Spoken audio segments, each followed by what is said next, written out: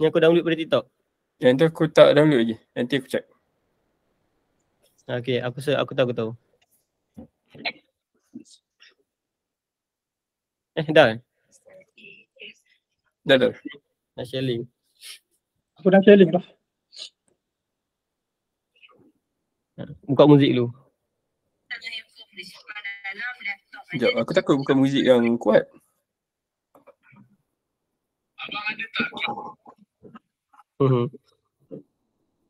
Saat malam.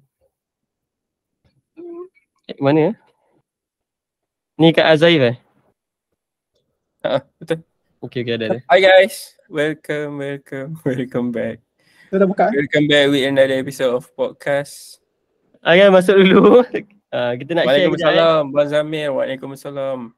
Hai. Abang Zamir Zaidi kita bagus lah. Dia memang hari-hari ada tau. Dia orang first yang ada, orang last semua ada kak. Aku rasa dia memang jadi jutawan tu lah di cycle. InsyaAllah. Confirm jutawan lah. Sebab effort dia tu memang power lah. Kita doa-doa masing-masing jadi multi-millionaire. Amin.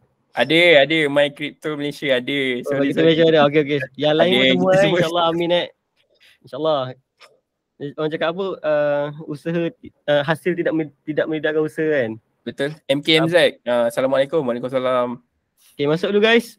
Will Haji Muraz. Hai. Jangan saya share dekat dalam Telegram jap.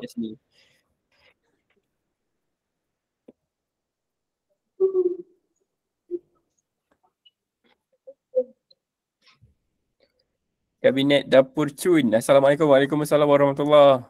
Tak silap saya, Kabinet Dapur Cun ni join kita punya kelas. Wish, how you know? Power Okay, tak apa, insau. Jumpa nanti. Waalaikumsalam. Okay, masuk dulu guys. Tolong share jap. Tap screen, share. Kita 5 minit ni kita santai dulu Kita akan start selepas baca komen. So nak tanya sekarang kita boleh jawab direct. Santai.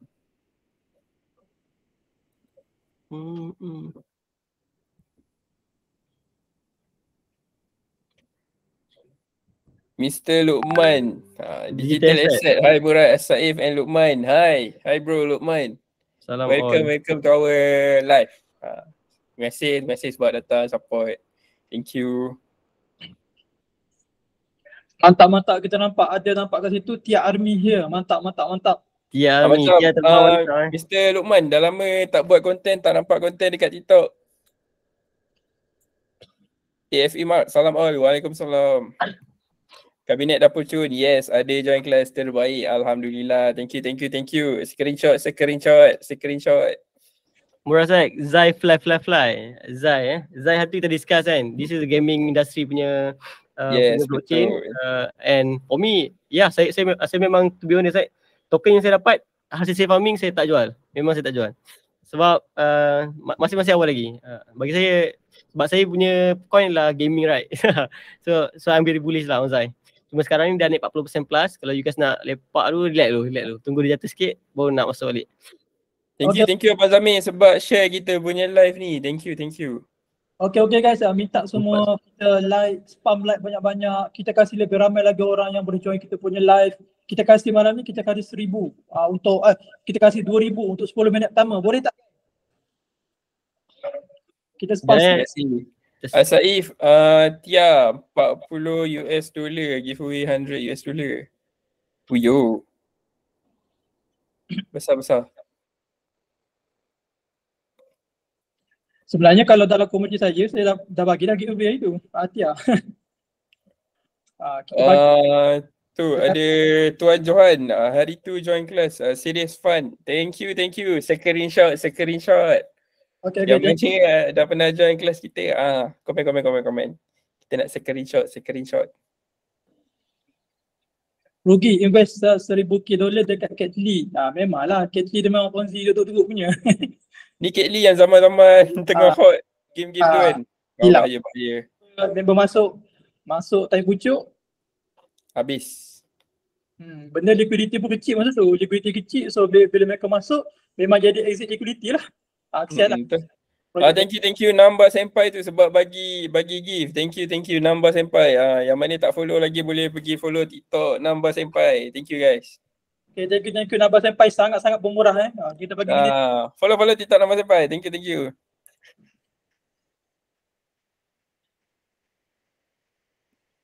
Okay, kita akan start pukul 9.15. Okay.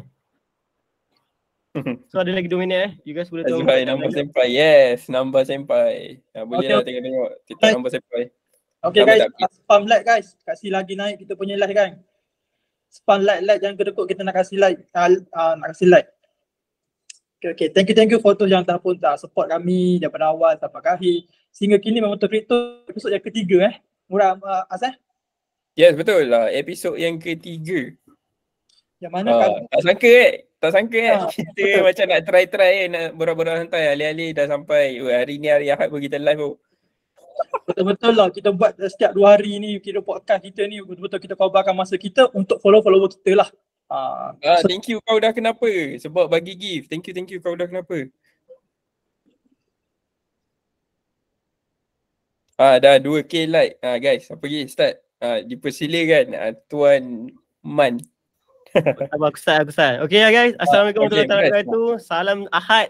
You guys memang sempoi. Basically hari ni memang hari kita dengan family right. Tapi you guys bagi komitmen untuk hadir. Basically hari ni kita akan discuss berkaitan dengan a few topic which is kita akan discuss berkenaan dengan kenapa price Bitcoin alami correction selepas pelaksanaan Bitcoin ETF. Kita also discuss prediction kita untuk next price untuk Bitcoin. Kita juga akan discuss berkaitan dengan projek kripto baru yang mungkin berpotensi untuk upcoming week dan juga situasi market merah perlu ke panic sell ataupun just hold saja. So basically kita ada hari ni kita bersama dengan Saif, kita akan bersama dengan Abiman dan saya. So 1 jam hari ni, I hope that you guys learn something. Kita buka kita tanya Abang Man dulu lah Abang Man, macam mana Abang Man berkenaan Bitcoin update hari ni? Okay, so overall Bitcoin pada sekarang dia berdagang sekitar 42k something betul? 42k. Dia duduk dipit-dipit lah 42, 43. So sekarang ada beberapa dan juga ada yang tanya bang, kenapa ETF kan dah pun dilancarkan. So kenapa harga boleh drop? So mesti you guys macam ada soalan-soalan tanya bang, kenapa ETF dah pun lancar lepas tu Bitcoin drop lebih kurang 4% daripada harga asal dia. So pada malam ni kita akan jawablah soalan tu lah berdasarkan poin-poin kami. Ada yang jawapan daripada fundamental technical punya tu, ada jawapan dari fundamental analysis. So malam ni you guys akan dapat dua jawapan lah. Okay, baik. So untuk yang pertama sekali, kenapa Bitcoin ETF tu jatuh? So ini dari segi fundamental lah.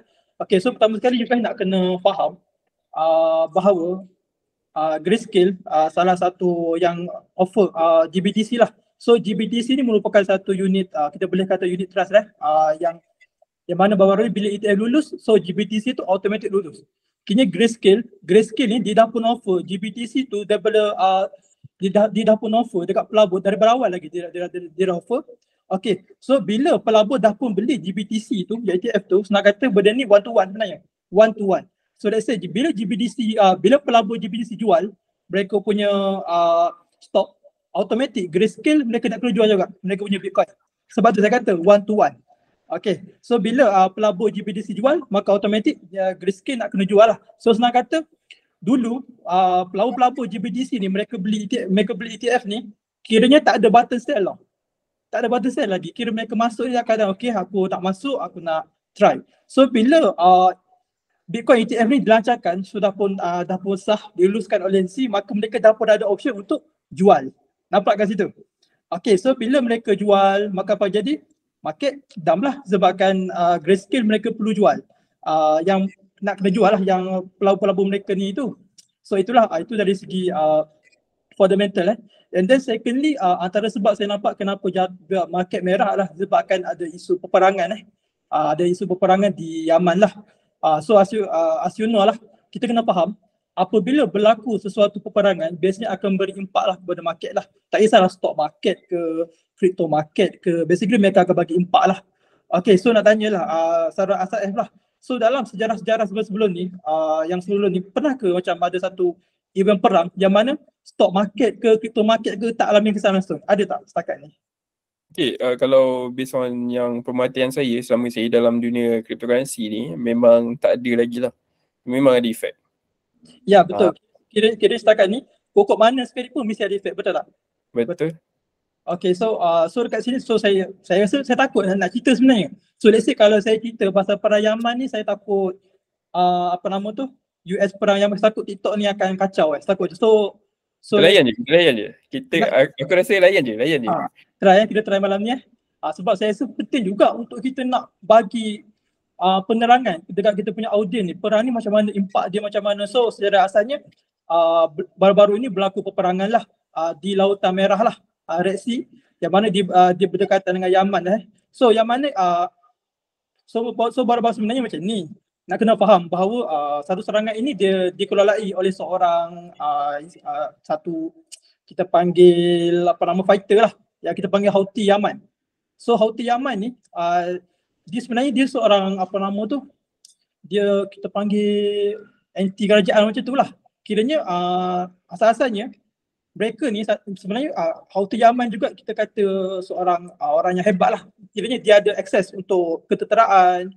Okay, dan juga Iran support dia. Iran support Houthi ni.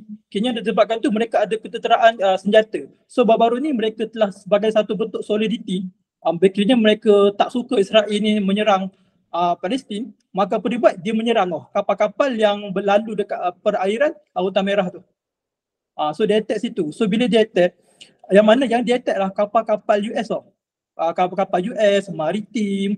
So daripada situ menyebabkan, so bila US ni macam biasalah, bila dia kena serang apa dia buat? Dia akan hantar balik fighter lah. Dia akan hantar untuk lawan Yaman. So sekarang Yaman sebenarnya bagi saya agak memalukan serangan US pada kali ini. Sebab apa? Sebab Yaman ni merupakan antara negara yang termiskin sebenarnya di Saudi Arabia sebenarnya. Tapi mereka telah hantar serangan.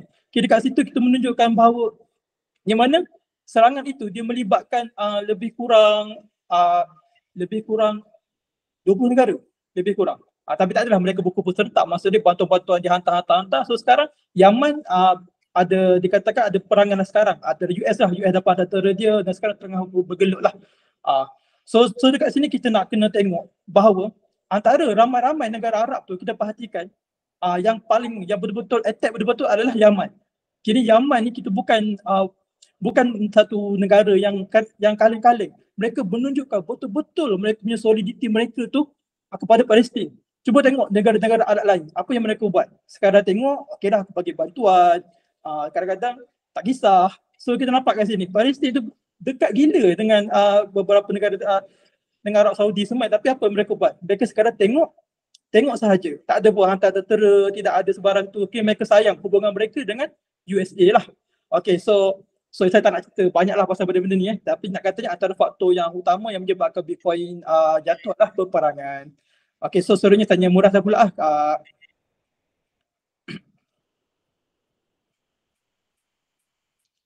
Muras. Mike.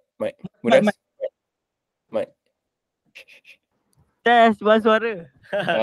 Hilang berada sorry lah. Bila bagi aku okey lah.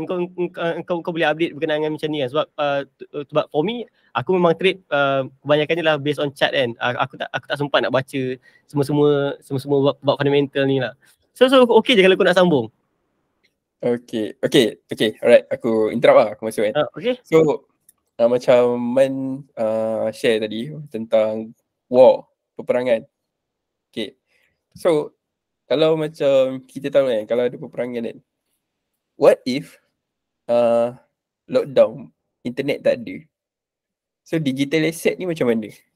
So basically apa pandangan? Aku nak tanya Muras lah, sebab Man dah borak tadi, aku tanya Muras. Man, kau rasa macam mana? Bila berperang, lepas tu ada masalah, ada gencatan lah, apalah, apa semua, internet tak ada. So macam mana dengan dunia digital asset?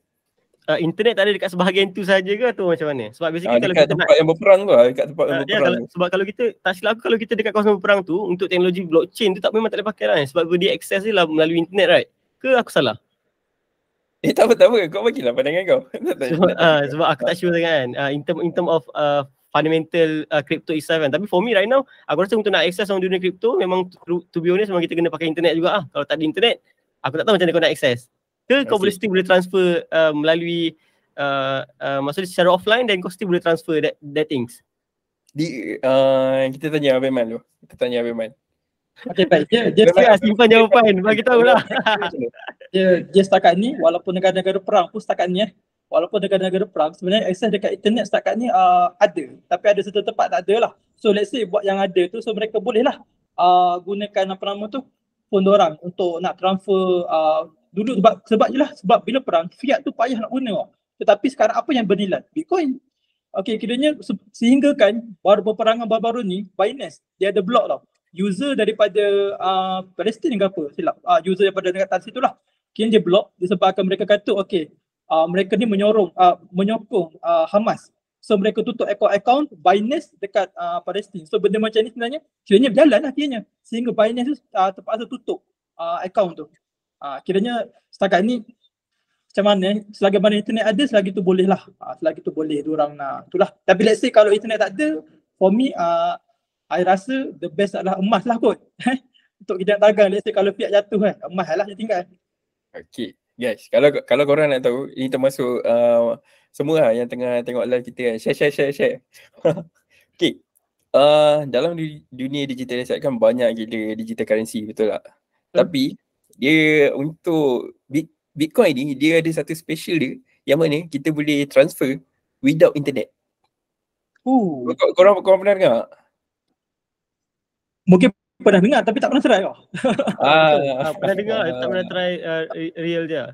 Maksudnya kalau tak ada internet pun should be no problem. Kita still boleh buat transaction tu. Contoh aku nak transfer Bitcoin dekat Mat, aku nak transfer dekat Buras. Boleh, tak ada masalah tanpa ada internet. Dia macam ada alternatif lain yang mana korang boleh guna SMS, lepas tu korang boleh guna satelit, and korang boleh guna radio. Guna radio tiga benda ni alternatif untuk Bitcoin kalau let's say internet tak ada. Then cara nak guna dia macam mana? Sebab dia on ni. Sebab mungkin jahat soalan ni. Mungkin kita kena tak ada internet dulu baru dan kita boleh access lah kita real try lah. Tapi sekarang ni so far kita tak ada masalah internet. Sebab apa kita macam Buras cakap kita tak ada masalah internet kan. Tapi tiga teknologi ni adalah alternatif ataupun potential teknologi lah yang boleh kita guna pakai untuk crypto transaction. Yang mana benda ni khas untuk Bitcoin sahaja. Digital currency ni tak ada.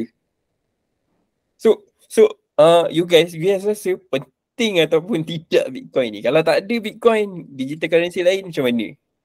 Tapi tiga alternatif ni dia still tak diguna pakai lah. Tapi dia adalah satu teknologi yang lah. Maksudnya benda tu memang boleh buat. Let's say kalau nak cuma macam yang kita cakap ni, setakat ni memang tak ada masalah internet lagi. Tak ada masalah internet lagi lah. Tapi what if internet tak ada, tiga teknologi ni yang boleh diguna pakai oleh Bitcoin. Wow. Quite interesting lah. For me, fakta yang menarik lah mungkin pernah dengar lah, tapi in term of practical pernah try, memang tak pernah try lah. Memang tak pernah try lah. Dia macam, okay, kalau kita, okay sekarang kan Astro apa semua perlukan frekuensi, signal, radio. So kalau macam kita guna TV pun, kalau yang nak dapat free view, yang TV3, TV1 apa semua tu, kan ada macam satu device kan. Yang device tu tak gunakan internet pun, tapi dia dapat channel TV tu. So dia teknologi yang macam tu lah yang diguna pakai oleh Bitcoin untuk approve transaction tu. Tapi macam mana pun dia ada challenge lah. And benda ni still tak dapat proven lah. Dia macam yes. For sure lah kan. Sebab kalau kita guna internet biasa pun transaction tu ambil masa. Kalau waktu tengah congested right, waktu ordi tengah hype waktu tu kan, BRC20 transaction that Bitcoin ambil masa 1 hari plus untuk nak sampai kan. Tapi for sure akan sampai. Cuma bila yalah itu tapi aku tak tahu lah kalau pakai sistem macam ni, radio, satellite transmission and everything like this kan, aku tak sure berapa lama akan effect tak masa dia tu. Ke tak ada guna-guna. Tapi confirm akan effect sebab macam mana pun diperlukan crypto miner yang ada internet. Diperlukan crypto miner untuk sahkan transaction, baru dan transaction approve kan, masuk dekat dalam blockchain, then barulah transaction tu selesai. So kalau so maksudnya benda tu boleh, tapi mungkin akan effect on dia punya performance lah Tapi aku ada baca juga, and dia orang nak cuba teknologi ni dekat Bitcoin Cash. Okay. Menarik. Tu lah. Continue. Okay. Aku dah menyampuk lah. Okay lah, menarik lah. So next kita pergi kat mana? Kita pergi dekat price prediction untuk Bitcoin. Ini menarik ni. Kalau main in term of fundamental macam mana, Man? Okay, so kalau in term of fundamental, pertama sekali nak kena faham setiap event, let's say Bitcoin ETF company merupakan satu event buy the rumors, sell the news lah. Kiranya bila kita dengar rumors, okay, rumors kita all in. Lepas tu bila kita tak okay ni dah keluar, itu masuk untuk keluar. So for me kalau dari segi fundamental, sebab sekarang, okay, ETF dah lulus. So apa next sekarang? Biar apa? Cerita apa untuk Bitcoin? So sekarang pun Ethereum. Ethereum. So kita nampak sekarang capital yang masuk dekat Bitcoin itu mereka jual, mereka dah beralih ke Ethereum. So sekarang kalau tanya aku jangkakan saja Bitcoin dia akan drop sehingga 37% lah sebelum halving lah. 37% guys, kalau kita kira in term of technical, maksudnya sehingga harga berapa tu? 37% daripada harga high dia ke? Latest high ke? Latest. Oh, latest high 49 tu. 49 right. 9 kita kira kan 37 right. Maksudnya Abang Man target sehingga 30 30% drop. 31 ke 30 right. Dia boleh pergi 30 sehingga 37 aku target. 32. Okay, cantik.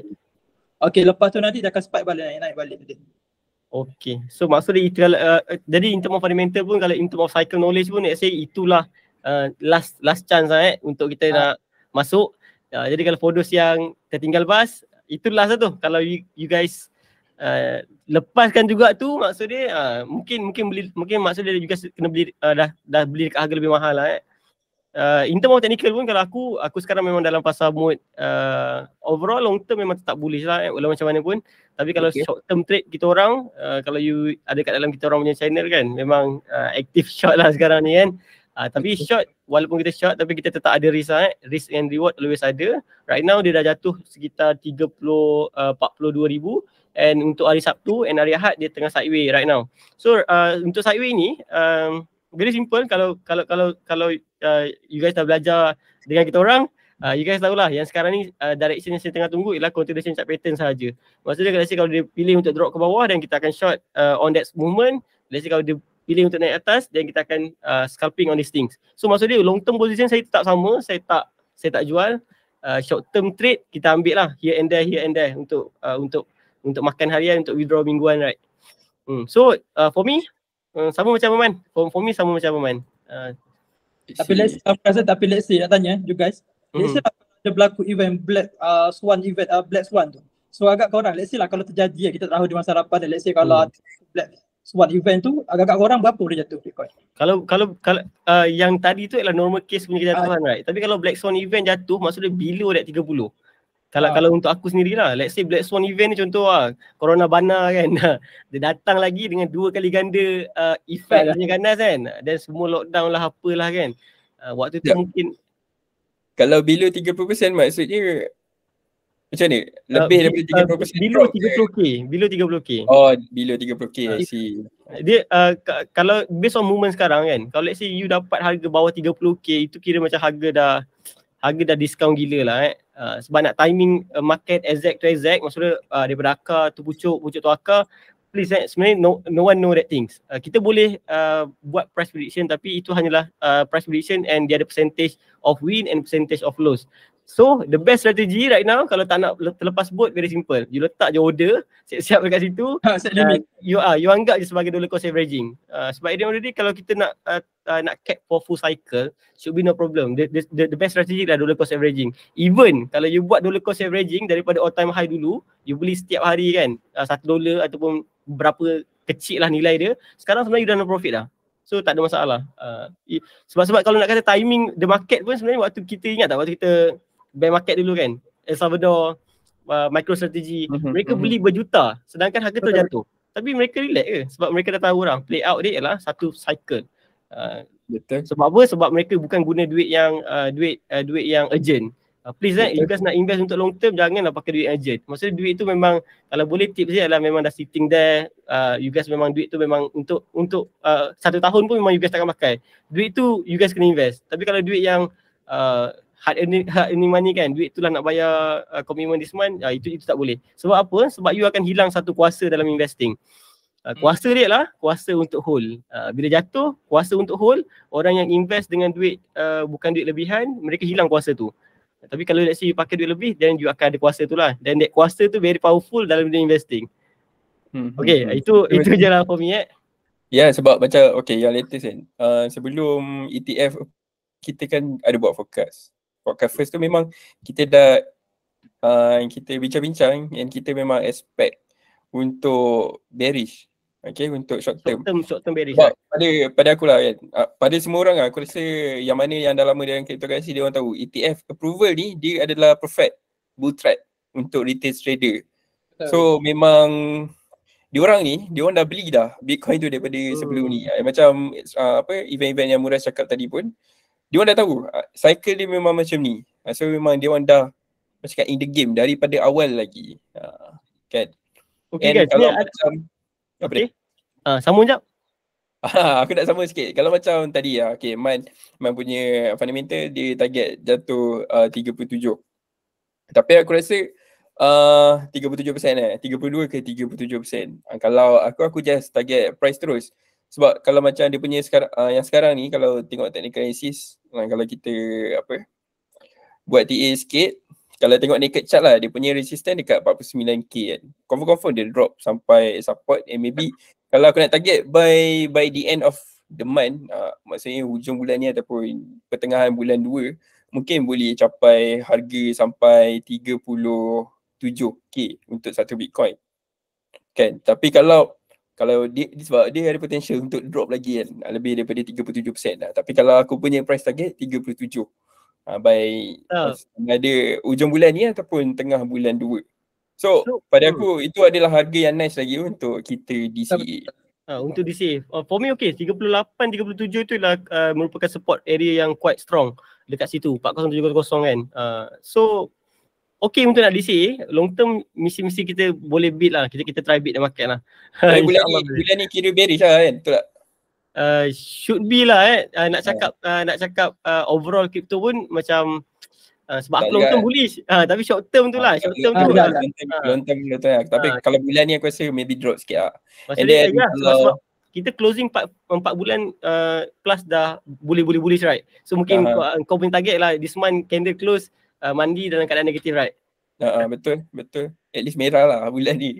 At least merah lah. So mungkin boleh jadi basically 4 bulan kita dah bullish tanpa candle mandi bearish right. So mungkin kita boleh tengok this month kot. Tengok macam mana. So kalau bulan ni seronok agak nak DCA bulan ni. Ini menarik dia cakap ni Kapo target 12k valid ke? So macam mana? Basically kalau for those yang tak tahu, Kapo tu ialah dia pernah lah technical analysis dia hit pada last cycle. Memang hit. Maksudnya dia target jatuh ke 3k tau. Dan memang hit. Sebabkan oleh kebetulan, aku tak tahu kebetulan ke memang dia ada aluminium punya aluminium punya otak kan. Dia punya aluminium punya network kan. Dia tahu exactly that price. Tapi on the cycle lah, in term of price, kalau harga sekarang dekat 43, in term of technical, kita tak boleh buat expectation untuk terus ke 12k terus macam tu. Dia most of the time lah kalau technical, kita memang tengok support by support, maksudnya level by level. Dia bukannya daripada harga 47 terus target 12k, no. Dia ada peringkat dia, maksudnya 47, dia risk level yang kita nak tengok ialah 40.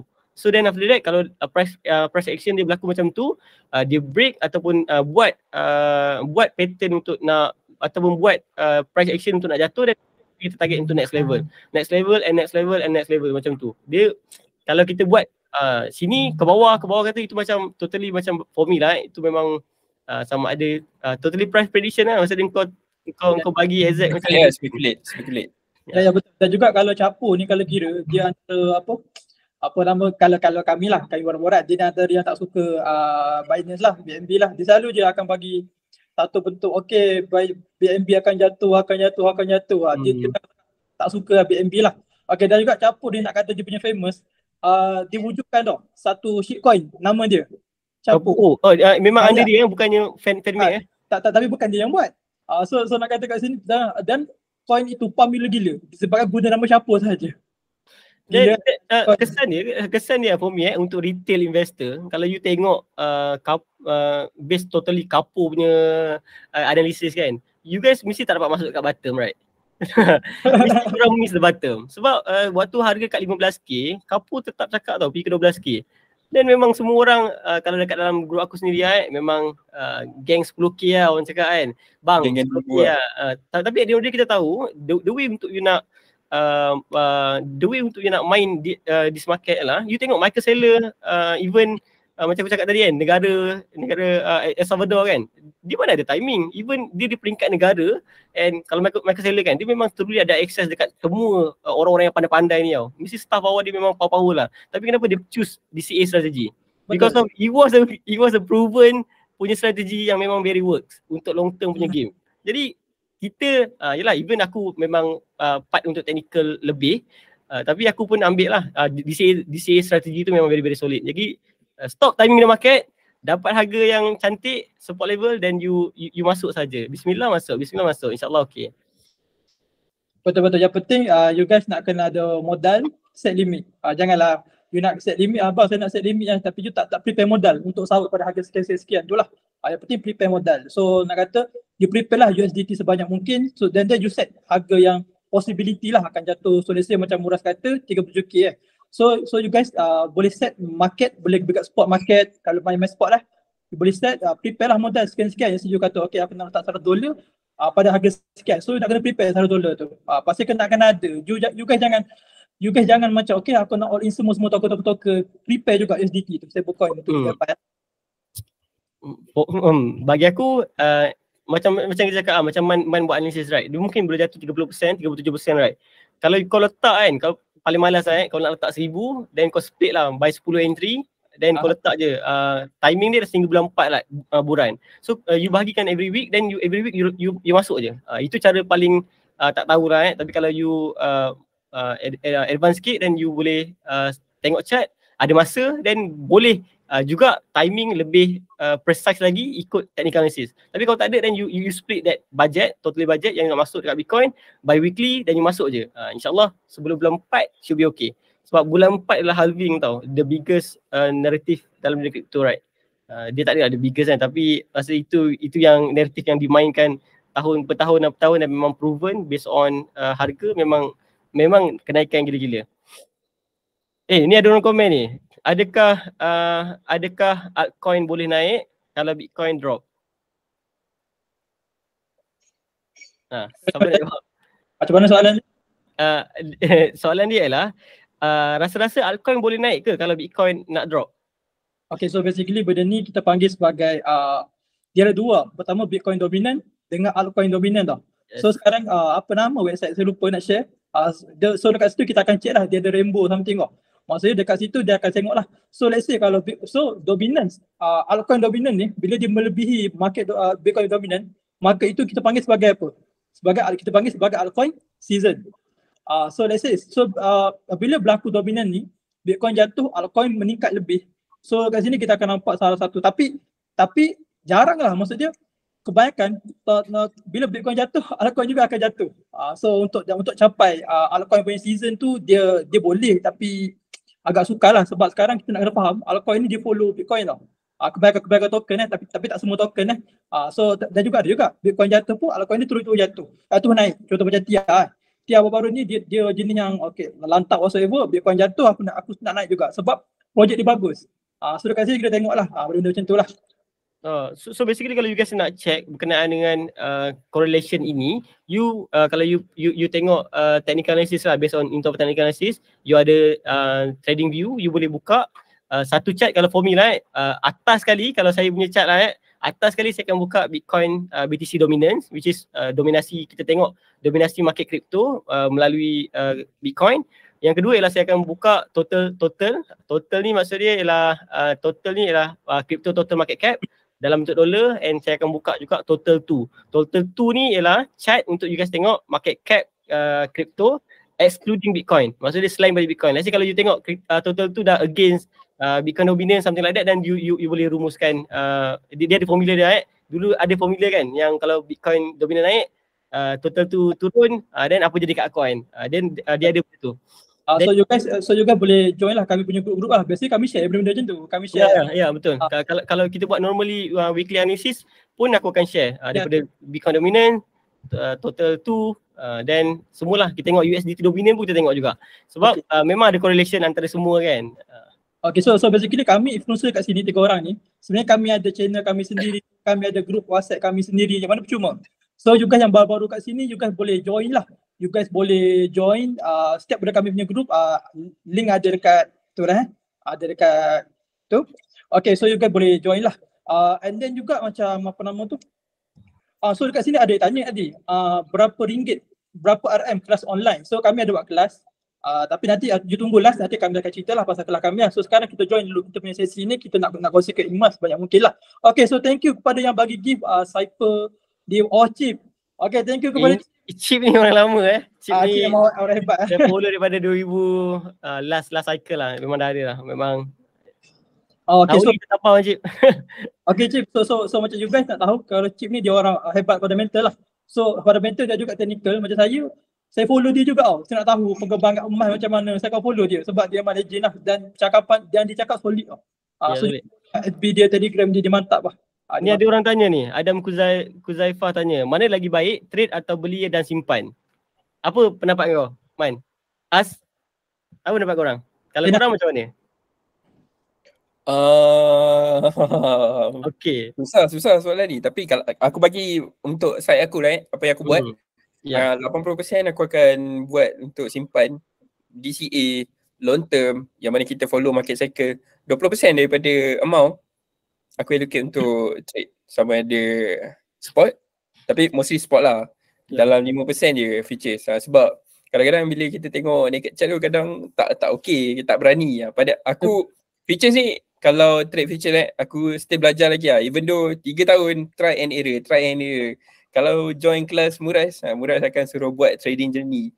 So aku tak sampai lagi level yang okey. Kalau masuk kelas Muraz akan tunjuk bab trading journal apa semua. So bila aku tengok trading journal tu, aku belum lagi. Even though 3 tahun sebab 80% aku memang buat untuk long term ikut market cycle, 20% je. Itu pun 5% futures, lagi 95% spot. Kau Man macam mana? Pendapat kau macam mana? Trade ke ataupun better hold, buy and hold je? So kalau macam aku macam ni macam biasalah DCA tu kita buat, tapi aku lebih kepada trading. Kayaknya aku akan cari token yang boleh bagi kepulangan tau. Contohnya aku akan cari TIA. Sebab TIA ni, kali you guys tahu, TIA ni sebenarnya let's say kalau you staking TIA dekat Kepler ke apa dia akan bagi you airdrop baru lah, under Cosmos ke, under apa-apa projek ke, kiranya let's say kalau ada satu projek tu dia dengan TIA, series TIA. So biasanya you staking TIA, you akan dapat airdrop yang baru-baru tu lah. So for me, antara sebab kenapa TIA naik adalah kerana TIA ni dia merupakan projek proof of stake lah ya. Kiranya you boleh staking dekat dia and then you akan dapat ganjaran dalam bentuk airdrop.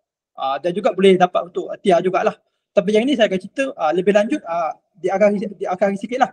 Sebab kita ada tajuk lagi yang mana kita akan borak pasal kripto yang berpotensi So nanti episode dekat depan ni, you all ni 3 orang ni akan cerita lah potential kripto yang mereka nampak lah. Okay, faham. For me, sebabkan untuk aku lah kalau aku ada klien ataupun aku ada orang follow tanya kan berkenaan dengan ini, aku memang truly suggest untuk you guys focus on investing. Sebab at the end of the day, investing dalam dunia kripto dia sangat-sangat mudah kalau you guys masuk pada waktu sekarang ini. Tapi you wajib take profit bila bulan dah tiba. Sebab based on last cycle, kita punya masalah ialah orang yang kalau this is your first cycle ialah you invest then you tak tahu nak take profit kat mana. Tapi for me, kalau pilih trade ataupun investing, better you guys go for investing. Sebab investing dia lebih senang berbanding you guys trading. Sebab aku dah tengok, aku dah ajar, aku dah tengok kan, trading ramai fail sebenarnya. Nampak macam hype kan, semua orang share gana-gana semua dalam industri trading. The real statistic, maksud dia yang memang ada real data kalau dulu sebelum kita cakap 95%, 97% right. Tapi the actual data yang aku tengok sebenarnya adalah 0.3% saja yang berjaya. Less than 1% sebenarnya. less than 1% je Jamjaya. So maksudnya kalau dekat sini you nak cuba-cuba, you boleh cuba tapi last. For me, you try buat duit dekat spot dulu, you try investing punya mindset dulu, you buat duit gila-gila dan after that you boleh ambil small portion itu untuk letak untuk belajar trade. Sebab belajar trade ni dia ada dia punya trading plan, cycle dia ada strategi dia sendiri lah.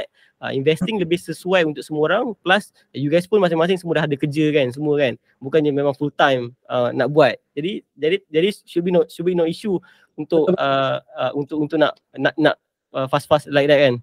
Betul-betul. Dan juga bagi saya lah, antara benda yang paling penting sekali dalam trading ni, kita nak kena investasi dalam ilmu lah. Investasi dalam ilmu pengetahuan paling penting sekali.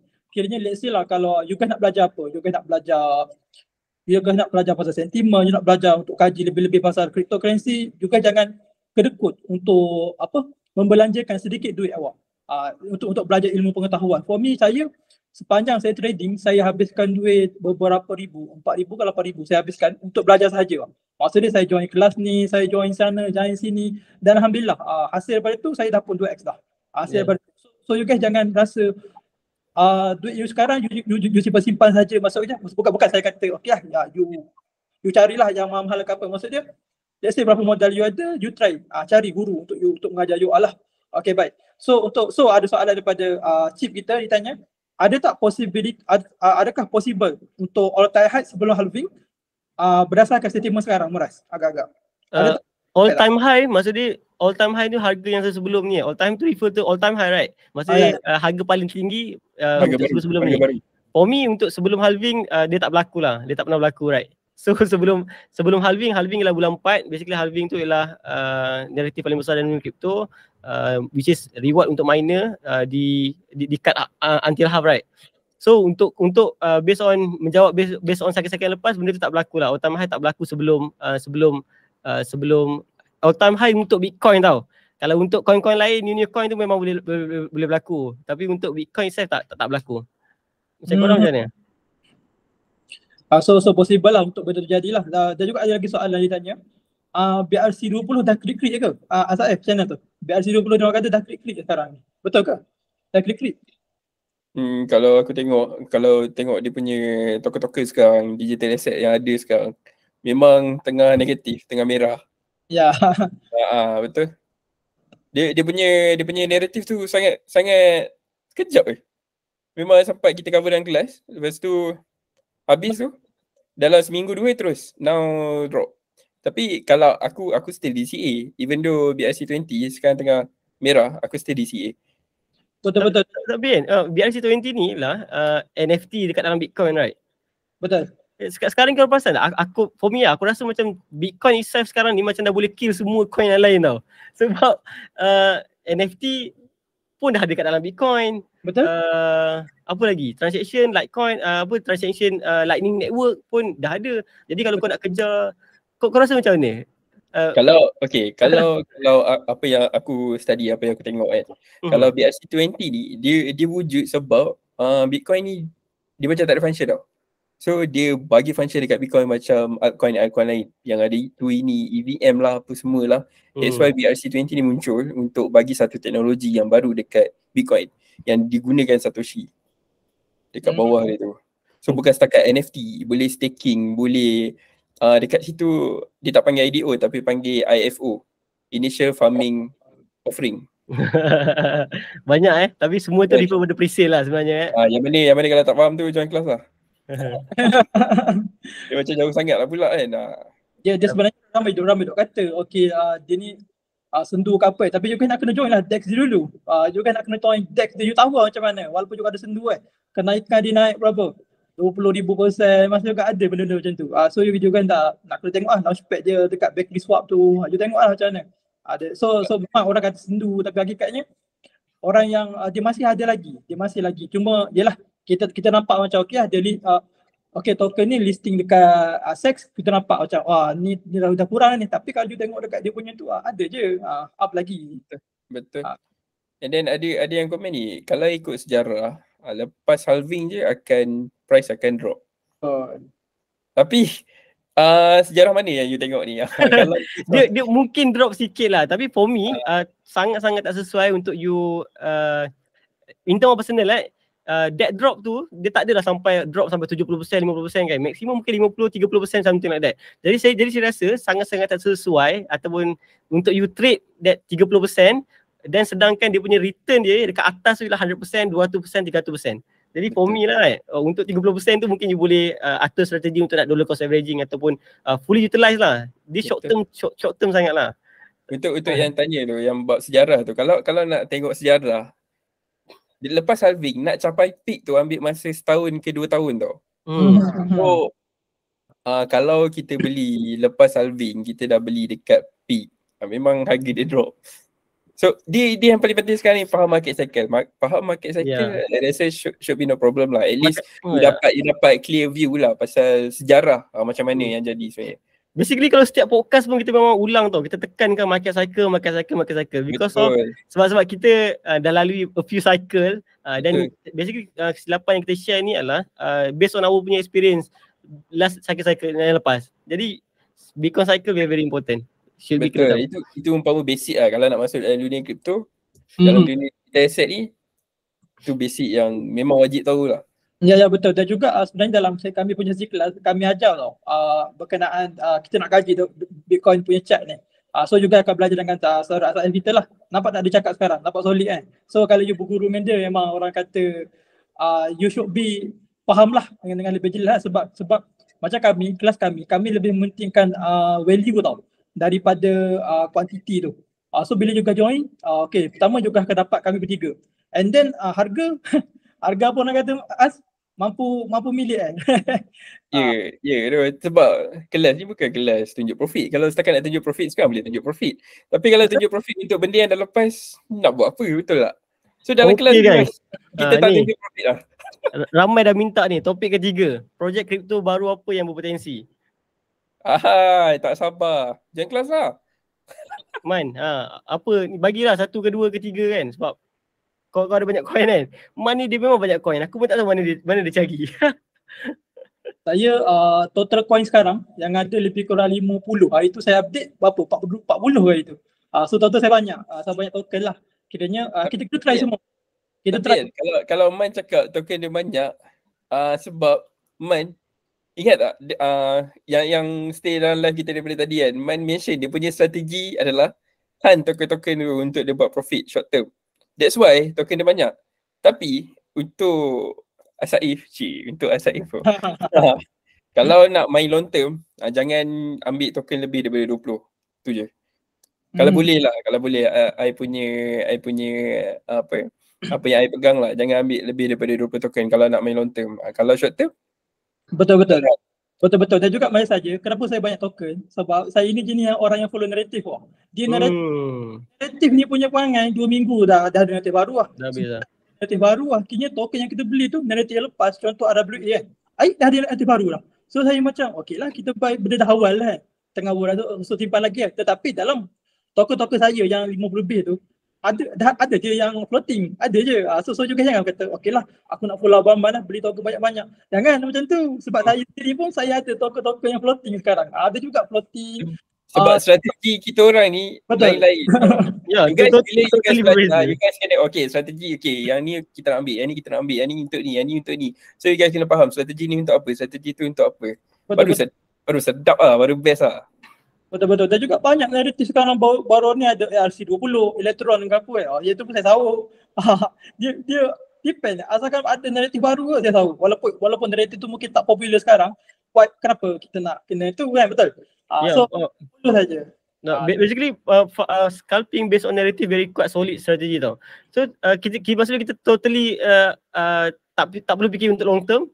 Kita cari apa yang narrative sekarang, cari coin dia yang berpotensi, kita masuk dah 50%, 100% kita keluar. Then kita repeat benda tu. Kita repeat. Then money management dia lah, I do believe in term of money management dia lah, mungkin you macam Man kan, dia ada mungkin 1000 dan dia split active rate 20. So macam tu setiap satu trade dia akan masuk lebih kurang 500 pula 50 ataupun 100 macam tu je. Maksudnya kalau satu coin tu berjaya 5x, 2x then dah best lah, dah sedap lah. Ya, itu kalau buat tiap hari, kalau maintain sebulan dah. Tapi tu lah nak maintain tu lah. Ya. Macam token aku walaupun ada banyak, Hakikatnya aku tak apa-apa je. Letak $10, letak $20. Oh, sikit lah. Tapi kita boleh lah kata okay aku ada banyak token. Sebab hakikatnya ada yang profit, tapi ada yang aku letak banyak $100, ada yang letak $500. Tapi itu semua based on narrative lah. Kalau narrative kuat aku akan letak sedikit modal lebih lah. Kiranya macam itu dana untuk trading lah. Short term trade lah. Okay. Short term trade cukup jual. Tapi bukan kita jual 100. Kini daripada 50 aku tu dia terhasil sebab aku dapat profit, aku jual sikit je. Aku tinggal lagi coin dalam tu. So biarlah dalam tu. Sebab tu aku cakap walaupun kita banyak token tak sebenarnya kita profit. At least kita simpan dalam tu long term, mana tahu narrative tu akan naik balik. So itu antara betul. Untuk aku sendiri pun kalau aku dana long term aku, kalau nak cakap coin tu banyak tak banyak pun. Basically study coin banyak, tapi betul-betul yang kau dump money sangat-sangat decent money lah kau letak dekat situ sikit lah. Aku punya coin kalau tanya betul-betul kan 5 coin je yang betul-betul yang besar lah. Tak pun mungkin boleh lah. Aku rasa mungkin untuk kan nanti akan berlaku last untuk kita all in kan. Aku rasa mungkin boleh lah. Aku buat satu account 100,000, kita allocate yang kita open itu untuk public lah untuk tengok. Mungkin kita boleh buat series jugalah untuk kita eksperimen, right? Boleh. Mungkin boleh try lah. Kalau you guys nak saya boleh kita buat. Maksudnya itu memang tak beli lagi pure. Let's say memang tak invest daripada last bottom lagi. So kita target untuk this bottom. Start sekarang. So kita start sekarang, tapi mungkin kalau you guys nak mungkin kita boleh buat series juga. Sebab last time kita buat kan. Kau simpan 5 je coin. Pada aku sangat-sangat solid lah. 5 je coin. So maksudnya 5 is the best top 5 coin. Sebab based on apa yang aku study, 5, 10, 15 tu maximum actually. Kalau nak hold untuk long term. 5 tu sangat-sangat solid lah, sangat-sangat bagus. Betul. Ya. Ada yang komen, mining still valid ke? Yes, mining still valid. Tak ada masalah nak mining sekarang. Cuma you guys kena tahu nak mining apa. Sekejap lah. Alang-alang tu dah ada orang tanya, share sekejap lah. Share dulu. Okay, so for yang masih lagi dalam live ni, kita like dulu, spam like, kasih seorang 100 like. Okay. Pukul 10 dah kita hari ni habis berapa ni? Tapi kita mula lambat. Dalam 15 minit. 10 minit. So sekarang kita dah, topik kita dah settle kot. Kita jawab soalan lah, santai. Untuk yang tanya mining still valid tu, sekarang ni yang boleh dapat, dia drop banyak lah. Macam 2 bulan lepas boleh dapat $200 sehari tau, kalau mining Kaspa. So hari ni punya rate dapat dalam 98 USD je sehari. Boleh tahan. So machine untuk satu machine Kaspa ni dalam murah je, tak mahal, dalam RM40,000. Jangan. Lebih banyak. Weh, ganas lah kau. Murah. RM40,000. Serius Sebab dulu punya entry level nak masuk mining, aku ingat zaman 2017, 2016 dulu kan. Entry lebih rendah lah. Sekarang paling kurang 40 kan. RM40,000 baru boleh masuk mining punya industri lah. Ini RM40,000 ni cerita dia maximum profit sehari 98 USD. Tapi dari segi power, sebab machine ni aku tak beli untuk review tau. So aku tak tahulah power dia macam mana. Kalau based on calculation dalam 3,500 watt ni sebulan maybe dalam 1,500. So kalau bukan pakai teknologi lah, pakai rumah lah, pakai elektrik, rumah punya rate. Bukannya business punya rate. Bukan kilang punya. Still profitable lah. Maksudnya still profitable. Nilai risk and reward dia still banyak lagi. Sebab dapat lebih kurang sehari $200, right? Betul. So maksudnya sehari $200. 98 USD sehari. Berapa? 98 USD dalam 400 sehari. So 400 sehari darab dengan 30 kan. Kau memang pure 30 tu tak nak rehat kan. Sebulan aku rasa elektrik kalau bil rumah lah 1,500 ke 2,000 lah. Maintenance lah. So maksudnya still profitable 1:4, 1:5 untuk setiap bulan. So should be okay. This is also a good trade. Mungkin itulah dia. Kalau beli beli 2 bulan lepas, beli harga 40k. Waktu tu sehari 200 USD. Hari ni drop 50%. Tapi rasa dah balik modal lah. Faham. Lagipun Kaspa tu kan dah naik bergila-gila naik tahun lepas. Betul. Kaspa 200x right? 200x plus Betul. Kiranya yang daripada dapat, bottom. yang dapat sekian-sekian tu kalau Kaspa naik lagi semakin cun kan. Kalau okay, itu in term of kalau kita nak jadi retail miner lah. Kalau mining besar tu memang dia orang akan mining Bitcoin lah. So kita ni retail tak sesuai sebenarnya kalau nak mining Bitcoin. Kita boleh mining coin lain lah. So kalau mining still valid ataupun tidak, still valid. Tapi you kena ikut you dekat mana and you rasa apa yang sesuai untuk you. You beli mesin ataupun ASIC tu. Tapi kalau you tanya personal ataupun retail macam kita nak mining Bitcoin, tak suggest lah. Tak sajalah kan. Okay, faham. Modal besar should be okay lah. Okay, dan juga ada price kelas berapa bos?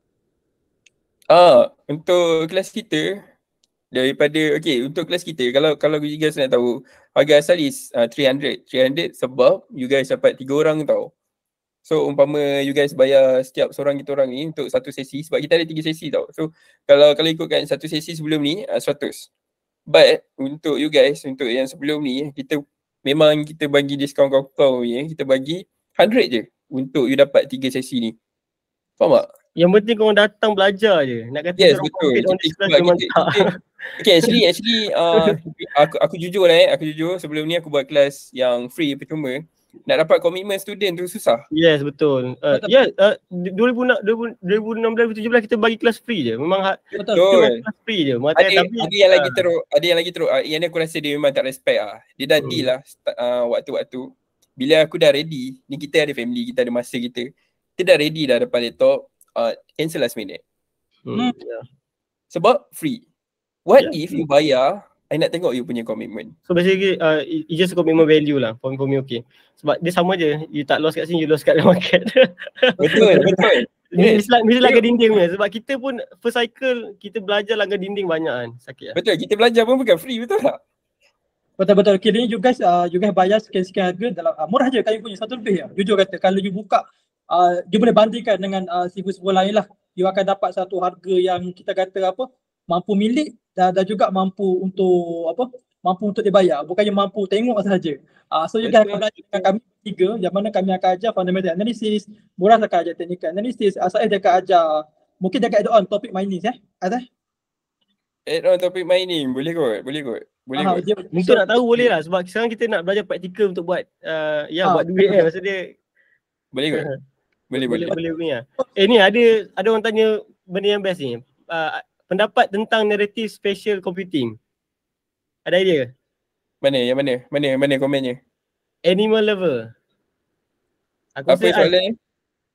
Pendapat tentang narrative spatial computing. Maksudnya untuk 2024 ni. Spatial computing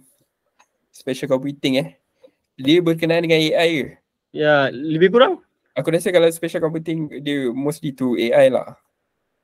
Basically kalau aku kalau about computing ni memang untuk locate punya token memang aku dah target dah. Aku memang target render.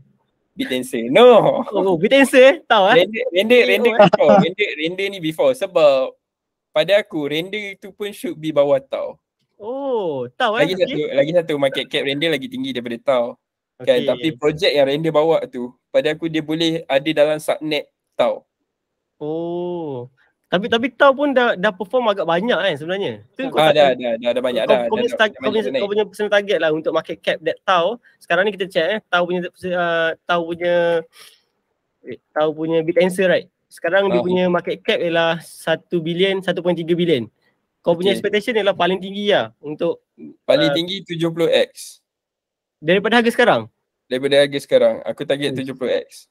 70x Kira dia punya market cap. Dia punya market cap. Tu sebab kau tanya aku paling tinggi. Paling tinggi. Tak apa sebab 70x. Dia tak 100x. Maksudnya kau target harga dia sekarang ni pergi ke $15,000.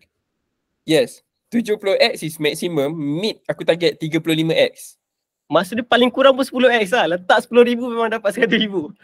Paling kurang lah. Yes. Paling kurang dalam aku punya calculation aku target 13x. 13x minimum yang aku target. Mid aku target 35x. max aku target 37x. Tapi kita yang aku target ni untuk capai peak, you guys kena faham bila nak capai peak ambil masa setahun ke 2 tahun lepas halving. So kalau kita punya halving April 2024, so you guys kira lah 360 hari ke 500 hari macam tu untuk capai peak. Bitcoin capai peak, altcoin capai peak. Okay aku in terms of technical aku bagi tahu sikit daripada last bear market dia dah buat kenaikan untuk sekarang dah lebih kurang 700% plus which is 7x right. So sekarang ni dia kembali kepada dia dah turun 50%. So Betul. I think lebih kurang 51%, 50%, and kalau dah start DCA pada sekarang, kalau macam Ash cakap dia expect untuk paling kurang 13x. For me Tinggi lah. kita berjaya keluarkan token daripada Az nampak. Tak. Ada lagi sebab lain tak kenapa kau bullish lah on tahun ni kan? Mungkin boleh tambah lah. Sebab tadi soalan apa soalan tadi spatial computing kan. Spatial computing. AI teknologi. So ke depan and then ada 36 subnet bawah tau. So banyak apa dia punya projek. Development dia banyak bawah tu. So dia umpama dia yang manage everything AI bawah dia. So ada token lain ke apa semua bawah dia. So kalau macam Render punya projek pun pada aku still bawah dia. Render projek dia sendiri tapi projek yang dia bawa tu berpotensi untuk ada bawah tau. Faham. Okay, by the way you guys kena faham ini bukan shilling ataupun apa, kita orang truly share apa yang kita orang buat. Betul. For sure at the end of the day you kena balik and you kena buat your own analysis. You kena buat your research. You guys kena dia kalau you tanya ni pandangan ni apa yang I rasa, ni apa yang I research. Yes, sebab at the end of the day dia dah buat study mungkin satu hari, separuh hari untuk tengok semua white paper, website and everything, then dia boleh decide macam ni. And bila dia decide untuk nak buy, let's say lepas dia buat semua research yang tadi tu, let's say that coin jatuh 50%, bagi aku rasa aku percaya dia akan relax ke sebab dia dah tahu, dia dah buat research kan. Tapi for those yang follow sahaja, kesan dia apa, jatuh 30%, 40%, you akan you akan macam I cut loss. I cakap tu sekarang kalau I letak 10k dekat tau, kalau dia drop sampai 200, 100, I tak ada masalah. Tapi yang ikut secara orang cakap tak nak study, tak nak buat research, tak nak tahu benda ni apa yang dia bawa, datang daripada mana, asal usul dia, apa projek dia in the future, dia orang confirm goyak. Betul. Sebab dia tapi user selalu macam tu. Dia next cycle follow lagi. At the end of the day you kena stable risk and reward wajib kena kuasai. Jangan hype sangat, dapat apa-apa pun. Kalau you guys perasan sekarang dah banyak gila video yang akan cakap 100x coin, 500x coin. Itu kalau dengar je macam tu kan dah tahu itu something you kena SRP pun boleh masuk 100x coin aku pun pening.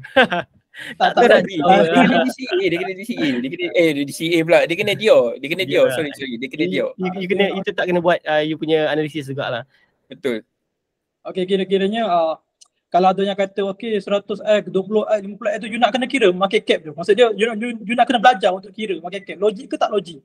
Okay. So sekejap, aku macam Render kan, ada yang cakap Render kan. So untuk apa yang aku study, apa yang information yang aku dapat, Render tak cukup strong untuk aku go deeper. Okay, Render aku dah masuk, aku dah dapat profit. Aku dapat profit dalam memang lebih 100% lah daripada Render. Dalam 150 ke 200% macam tu daripada Render sahaja. Tapi lepas aku go deep, dapat info-info baru, kita jumpa tahu. Aku jumpa tahu and then aku jumpa bad things pasal Render. So aku study lagi deep. And aku tinggalkan, contohnya daripada aku ada 100% dekat Render, aku bawa 50% daripada Render tu, aku pergi dekat Tau. Yang Tau tu aku dah invest lah, something. Tapi aku ambil lagi allocation daripada Render 50%, aku pergi dekat Tau. Render aku still ada, but aku tak ada big expectation untuk Render lah. Tapi nak keluar terus tu tak lah, ada still ada Render tu. Faham. Sebab sekarang ni kan kenapa dia aim to render and everything lah, because of spatial computing. Dia target untuk Apple akan keluar next nanti dia akan keluar ni kan, apa yang goggles yang very powerful komputer kan. So that's why dia target on render. Sebab render pun ada kerjasama dengan grafik graphic company something lah macam tu kan. Tapi for me apa coin pun you nak, you biar je, should be okay. Sebab tanya saya personally, saya tak ada pun. Saya tahu masa dia dengar pasal tau, tengok semua, tapi saya ada hold any tau tak. Sebab saya dah pilih naratif apa yang saya nak main. So at the end of the day you kena ada you punya ni lah, maksud minat lah. Sebab at the end of the day kalau aku nak paksa aku faham AI pun aku tak boleh kan, sebab minat aku kat situ. Betul.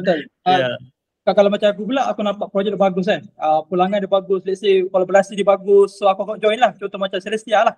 Kenapa aku cakap tadi Celestia, aku cakap kenapa aku nampak projek dia bagus, sebab dia projek Proof Stake lah. Dia projek Proof Stake under ecosystem, under Cosmos punya ekosistem. So yang mana kalau kita staking guna TIA ni akan dapat reward lah dalam bentuk airdrop. So bagi aku quite menarik lah. Sebab tu itu pula tajuk yang you nak kena belajar pasal staking pula lah. So you guys ini insyaAllah lah soon kami akan release satu topik lah. So you guys join kami punya sesi kelas nanti. InsyaAllah kita akan ajar cara untuk kita staking dan at the same time kita akan dapat airdrop. Menarik. Biasa kita dengar staking saja. Staking dapat reward dalam staking. Contoh kalau apa? Staking ni contoh lah. Staking TIA dapat TIA. Tapi kali ni you staking TIA tapi at the same time you akan dapat airdrop. Bagi saya itu projek menarik. Quite fun to me lah untuk TIA lah. Yes. Okay, kan macam Muda cakap tadi dia tahu pasal tau tapi dia tak invest tau.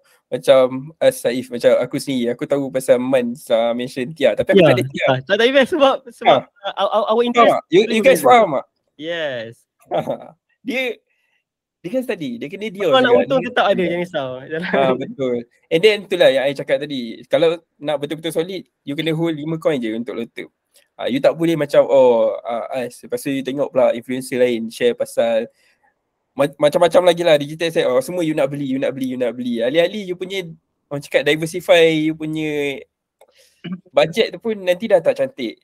Lepas tu you dah tak tahu dah mana yang penting, mana yang tak penting. Betul. Ni ada yang tanya ni, berapa bulan untuk next review kita punya kelas ni? Boleh kau tunjuk poster kalau boleh? Ada poster kan? Poster Sekejap. Kita orang tengok. Sebenarnya hujung bulan ni dah tak lama dah, dalam masa 12 hari je. Tak lama ni lah. Memang kena check link dekat bio. Memang kita share detail apa yang ada dalam kita punya kelas. Apa yang ada dalam kita punya program. Memang kita share detail dekat dalam link tu. Check je dekat bio. I think dah 10.15. Thank you so much untuk you guys yang join session hari ni. I hope that you guys learn something from today. Boleh naik poster? Naik poster. Okay. By you guys, kalau you guys yang interested untuk nak belajar lebih detail berkenaan dengan cryptocurrency, for me, it was a very right time untuk you guys start masuk. Kalau you guys baru masuk, this is the right time. Kalau you rasa dah terlepas, no. For me, no. Still ada satu lagi peluang last sebelum actual buran berlaku. Jadi make sure that you guys sebab kita nanti bila dah start nanti kita pun dah malas lah. Nanti dah start nanti semua orang cakap tak ajak lah, tak apa kan. Tapi ini last. Maksudnya kalau you nak belajar dari sekarang, sebab you ada masa untuk you nak buat Dior and anything. Sebab dalam 10X learn from zero ni memang kita orang target untuk new beginner. Kalau boleh you zero, you belajar dekat sini, you akan belajar fundamental buat crypto, you akan belajar what is Bitcoin, you akan belajar what is blockchain system, you akan belajar nak beli dekat mana, nak jual dekat mana, you nak tengok basic fundamental, dan juga you akan belajar dengan Berman fundamental analysis. Apa yang nak tengok dekat fundamental ni, market cap macam mana nak baca, macam nak tengok diluted supply, macam mana total supply, macam nak tengok tokenomic, macam mana you nak faham lah on that coin kan. Sebab orang cakap pasal tokenomic, market cap kan, dan tapi you pun tak terlalu faham macam nak tengok. Jadi dia susah lah kita nak bila you tengok orang buat video dan susah untuk you nak faham on that thing. Okay. Nak menyampuk sikit, tapi dalam sesi Man apa yang Man akan share bukan setakat apa yang Murad cakap tadi tau. Dia share macam yang that for sure lah. You guys tanya tadi, okay, mana apa 5 token, apa 6 token, share 10 token. Yang mana kalau you join kita orang tak perlu share pun. You guys akan tahu kat mana nak cari, kat mana nak jumpa, kat mana nak tengok. You guys akan tahu benda tu. Sunuk tau kelas Man, serius. Kiranya untuk sesi kelas saya, pertama sekali saya akan ajar you guys naratif terkini tau. Kiranya you guys tak perlu nak kodek-kodek, tak perlu nak kodek tu, kodek sana. You guys join kelas saya akan ajar naratif apa. Kiranya you guys boleh tahu awal.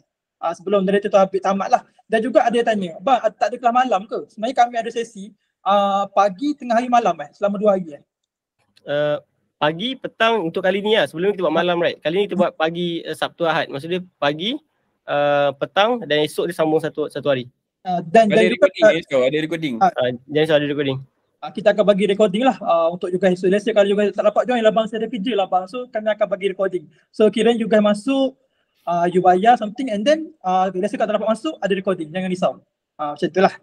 Tapi ada kerja lah. Tapi beza live dengan recording is live you guys boleh tanya and kita dekat dalam live tu memang kita akan layan komen korang lah. Bukannya kita orang just cakap je. Sebab yang penting kelas kita orang tu memang live. So kalau korang komen memang kita reply on the spot. Okay. Tapi itulah kalau dah ramai sangat, laju sangat chat ni, tak sempat lah kita tengok. Okay, thank you guys. Muras, jangan angkat Muras. Jangan tunjuk bicep. Okay guys, I think masa untuk kita wrap. All the link about kelas you guys boleh tengok dekat kita punya profile bio. Dekat sini semua ada lah. Thank you so much. I hope that you guys learn something. Nanti kita jumpa dekat next punya podcast. By the way, kita akan jemput juga a few orang lain yang lebih pengalaman daripada kita orang untuk nak share juga nanti. Betul.